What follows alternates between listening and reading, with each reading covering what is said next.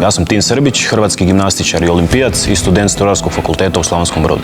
S gimnastikom sam krenuo kad sam navršio tek 4 godine. Tata me doveo prvi put u dvoranu jer bio sam premali nekako i prenizak za neke druge sportove. Kad sam počeo prve nekakve, ajmo reći, one jednostavnije elemente izvoditi, jednostavno je sve nekako preuzbudljivo i puno toga adrenalina i zato sam to zavolio.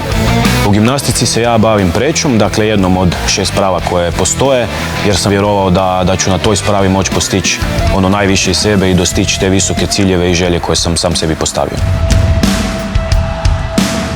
Moj glavni, zapravo jedini cilj od kad sam bio klinac je bio odlazak na olimpijske igre. A to je stvarno visok cilj, ali jednostavno, kažem, vjerujem da moraš postaviti visoke ciljeve kako bi mogao njima težiti kroz karijeru i kroz život.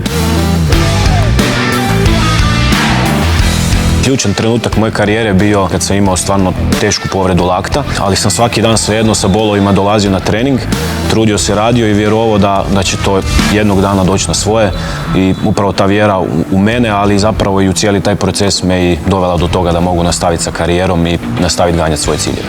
Najbitniji faktor, ja bih rekao, je ta upornost i najbitniji od svega po meni je vjerovati da to možeš napraviti. Nije bitno na koji način i kako, bitno je da vjeruješ i da radiš puno, tako da, eto, rad, upornost i vjera u sebe mislim da je najbitnije.